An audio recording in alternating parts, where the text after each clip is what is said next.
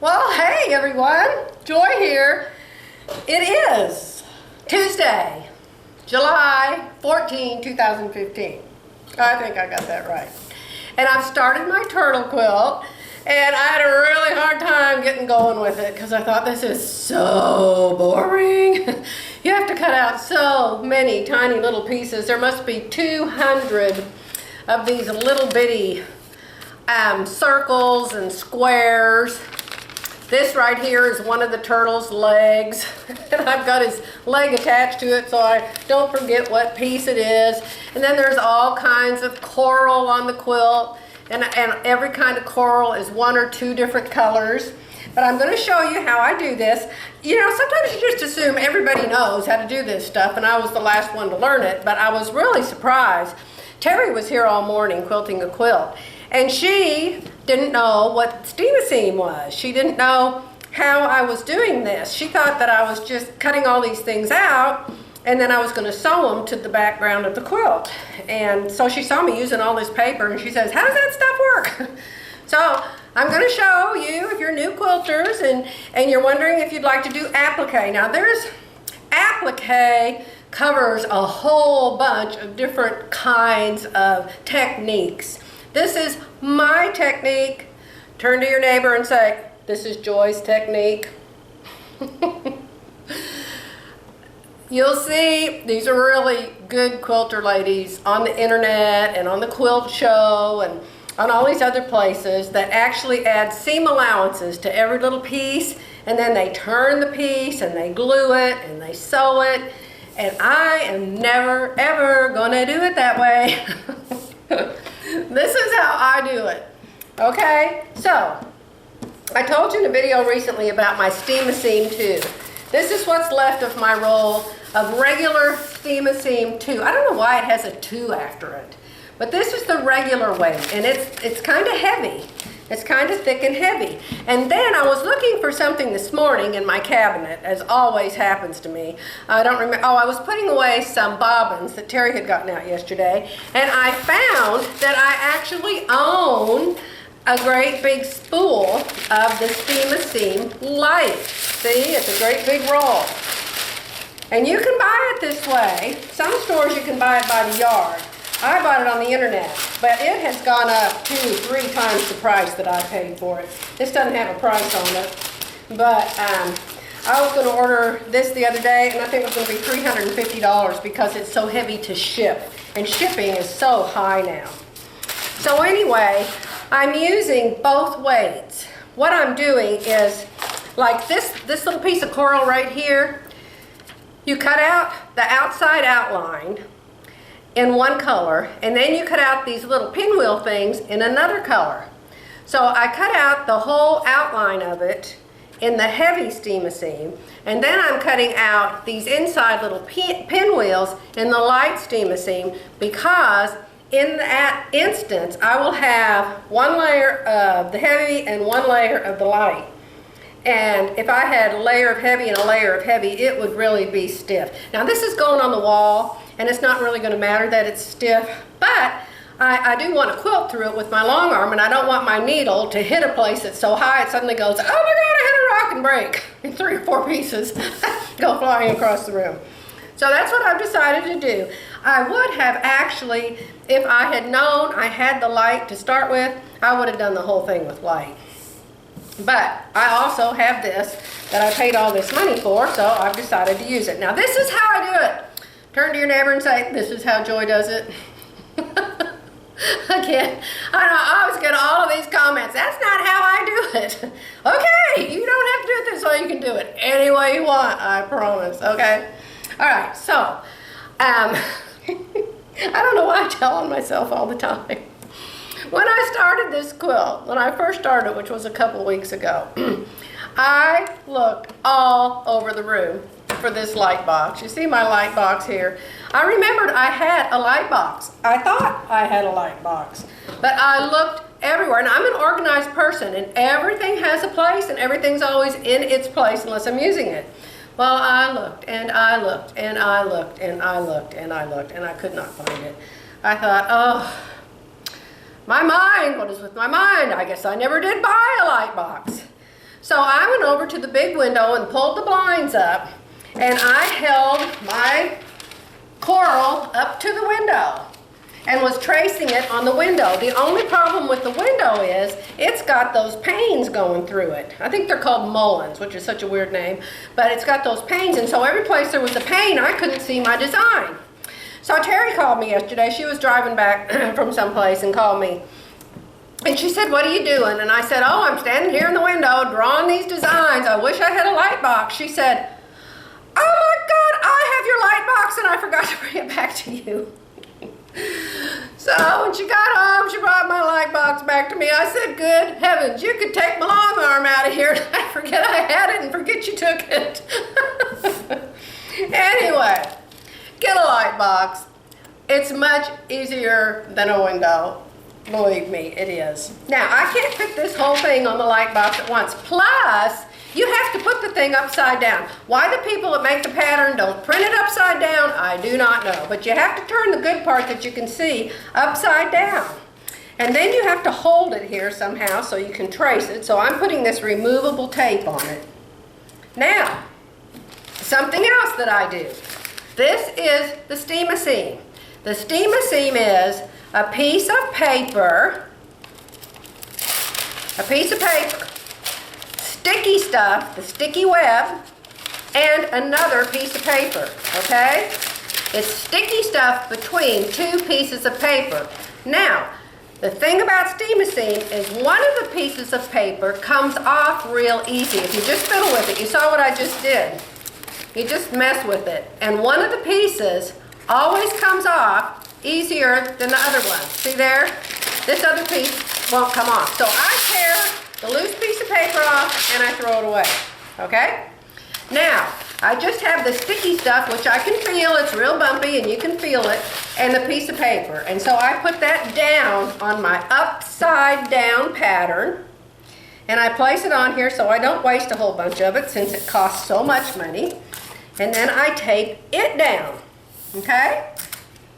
So now, I have the pattern taped down upside down, and then I have the steam-a-seam on top of it, and then you simply take a pencil, and if you have 3 or 4 of them, go sharpen all of them. This kind of a pencil doesn't work well. The automatic pencil that you push the button and the lead comes out, I don't know why it doesn't work good, but it doesn't.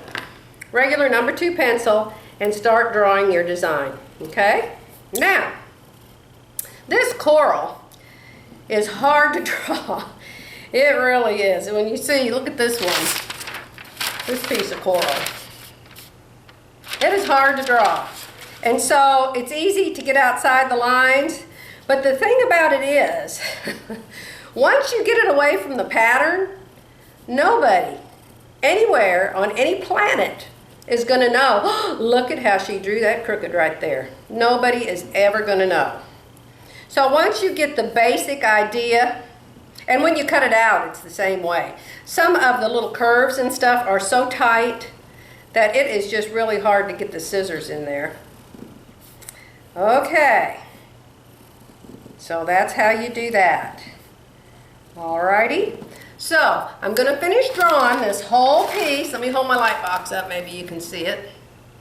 I'm going to finish drawing this whole piece, and then I'm going to come back and show you how I cut it out, okay? All right, I'm pausing you for now. All right, I'm back. This is Joy teaching you how I do applique, okay? All right, I just showed you the light box, and I showed you how I drew this pattern upside down on the steam-a-seam, okay? So now you peel the pattern off. Peel it off. You don't need this anymore. This is an old pattern. I bought it years ago. And the paper is just about worn out. You just barely touch it and it tears. So if anybody wants this pattern, they better take it quick before it completely disintegrates. Oh my, what did I drop? My pencil. So, you want to keep trash cans close by because you end up with so many scraps with this project. Okay, it tells you in the pattern to cut this out of a green. And I have purchased all kinds of different colors of batiks for this quilt, for the turtles and everything. I showed you some batiks I got for the turtles. So the first thing you do is you iron it. Okay? Then you lay it out. It's very, very helpful if you have one of those non-stick sheets. If you don't have one of those non-stick sheets, be sure you have some hot iron cleaner close by. I've already used it once this morning. So, now, I've got my pattern drawn on. This is the paper side. This is the sticky side. Okay?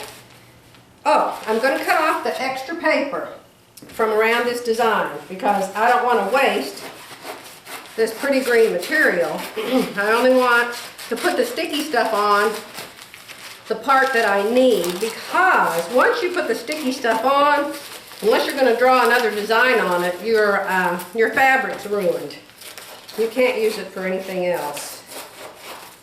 So you don't want to just have this sticky stuff ironed all over your pretty expensive batiks.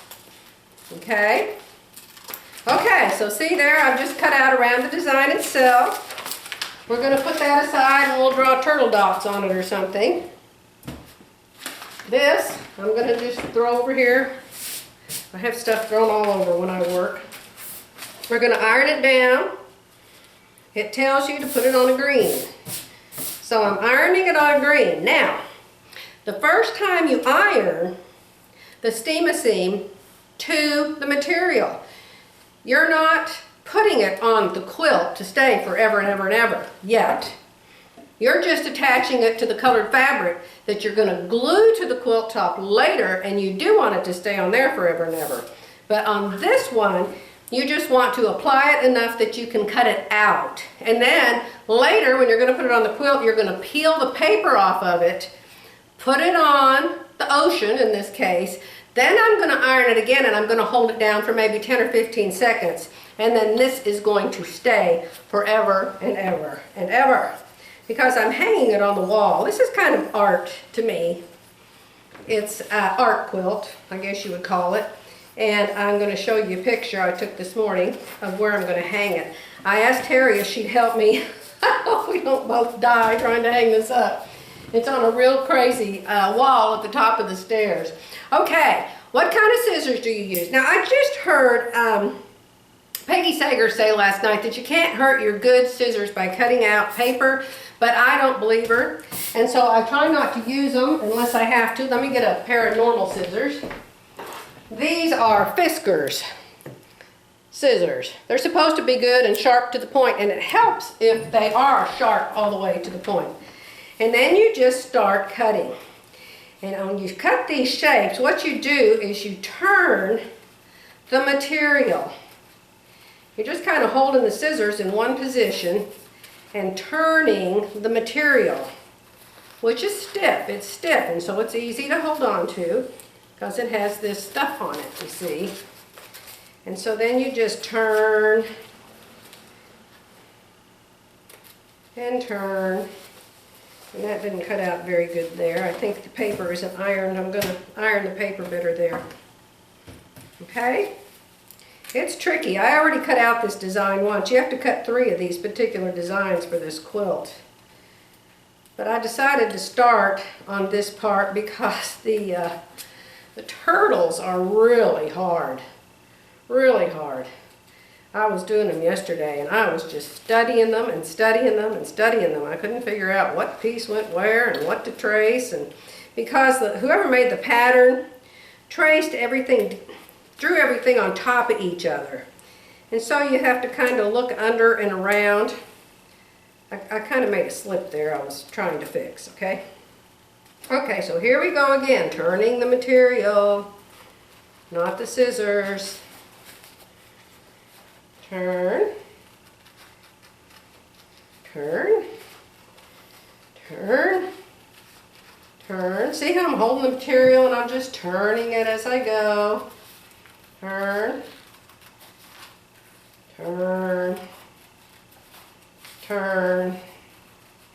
And the paper stays on until you pull it off. And you don't want to pull it off until you've got your quilt top in here on the ironing board, or you've got your I'll probably take the iron in there to the carpet, and I have a pressing board, who is it, June Taylor, pressing board that you take to classes and you can iron stuff on. And I'll put it between the carpet and the quilt, and then I will iron all of these pieces on. So I'll show you that when I get around to it, okay? And here I am turning the material, going around. This takes the longest time, just cutting all this out. And you have to be sure you're cutting out the positive and not the negative part of the design. Does that make sense? I picked up the negative part this morning that was the scrap of the design, and I was trying to match it up to the original pattern. I'm like, oh my God, what did I do? This doesn't match at all. And then it dawned on me I had the scraps instead of the original pattern. All right, see how much I have done there? In the pretty, pretty green. Isn't that nice? Can you see it? Play like I'm a quilt. That's the scrap part there.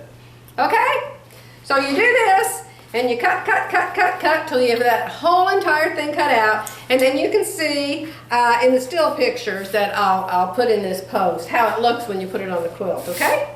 So, that's all for now. Bye! Well, hey everybody!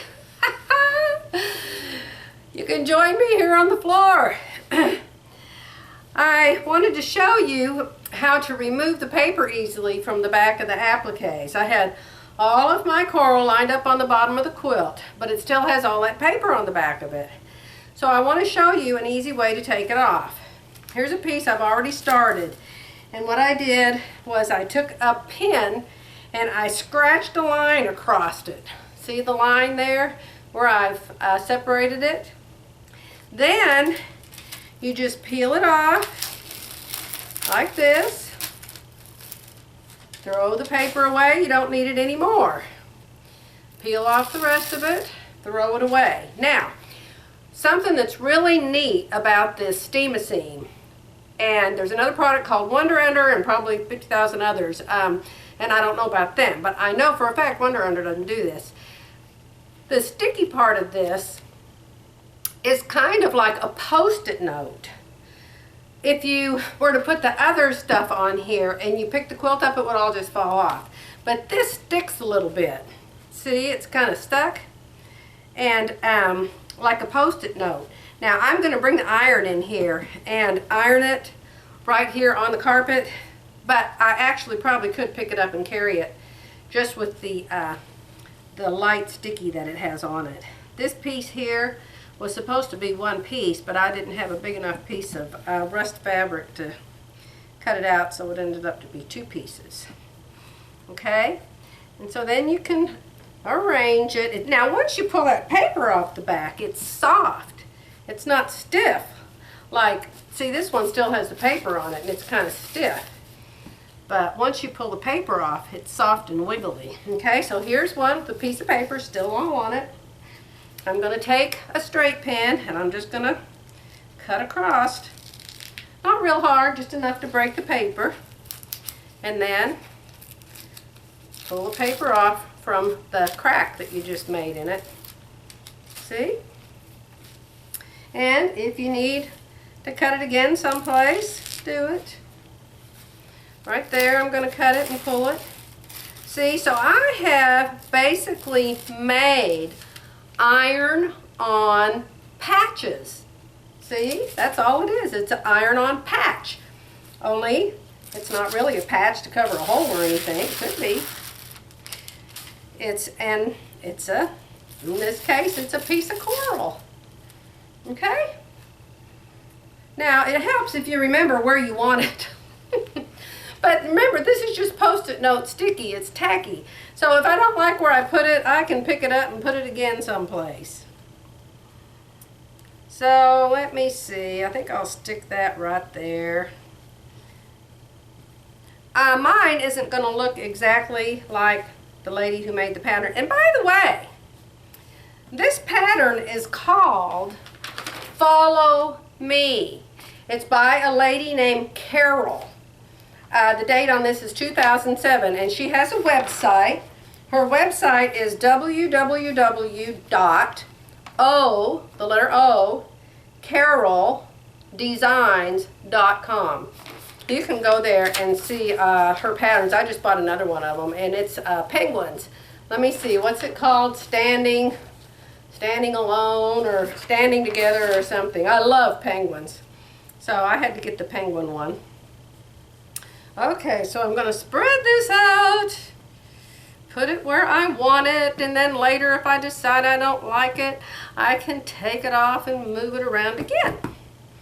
Okay, that looks all right. Now remember, the purple one has the little pinwheels on top of it, remember?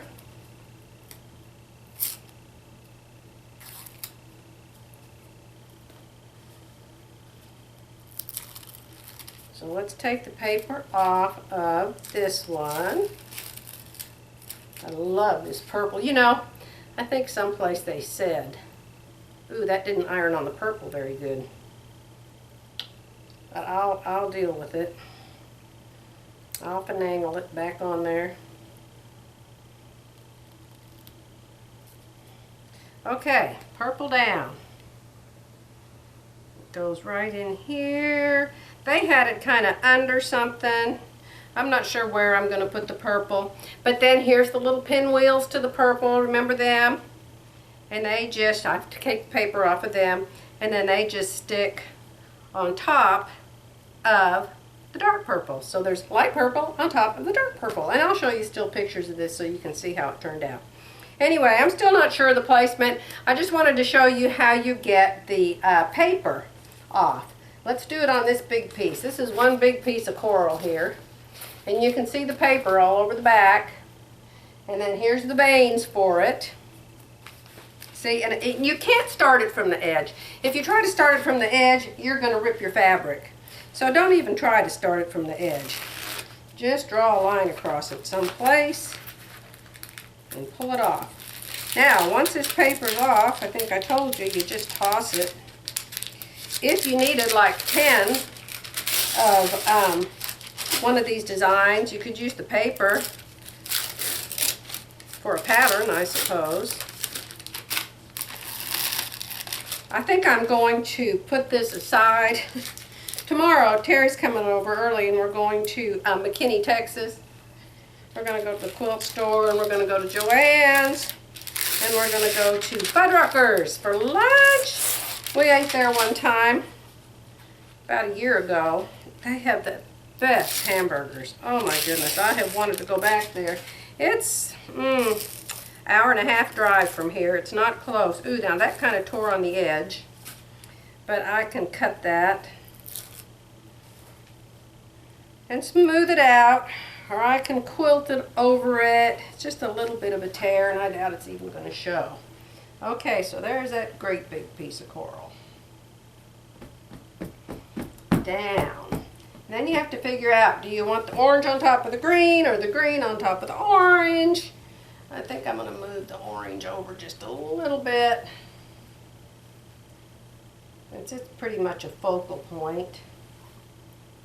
And remember, until you put an iron on it, you can lift it up, put it back down. Lift it up, put it back down. As many times as you want. But once you iron it, you can't get it up again. You don't want to get it up again. You don't want it to come off. Okay? So then I'll put these veins on here. How pretty is that? Oh my goodness, it is so pretty. I almost want to add some more coral. It's so pretty. Oh my goodness. Okay, and then here's the biggest turtle right here. See how big he is? And he is going to be diving at the bottom into the coral. But I'm doing the little turtle first. I kind of need to practice before I do that big one. Although I bet you the big one's easier than the small one. Okie doke. That's it for now. Well, one more clip and I'm done for the day. I am really tired. It's 4:30 and I've been working on this quilt all day and I have the coral all done. But I wanted to show you one other really nice gadget, and it's not very expensive and you might want to get it if you decide to start doing this kind of applique. I don't like to lift it up and carry it in and hike it up on the ironing board, because there's a chance that all of this that I have spent hours and hours on will shift, and I don't want it to shift. So I need to have an iron in here. Well, my iron has a huge water tank with it. It has a real long plug and cord on it, and it has a real long cord that the steam comes through that goes to the iron. And so I can't lift that whole thing and bring it in here, and I don't want it on my carpet anyway because I might spill the water. So I have this darling itty bitty little iron. Can you see how tiny it is? How cute is this iron? So it doesn't steam or anything, but you don't need steam. You just need heat. Let me see if it's hot. Yes, it is. It's very hot. So I'm just going to go all over this and iron down as I touch it. Now, I'm not going to iron it permanently with this itty bitty iron, but I am going to iron it to the point where it isn't going to fall off when I pick it up and hike it up on the ironing board, okay? And it will stay. Especially these little veins and these little purple pinwheels. Put those down so they don't fall off.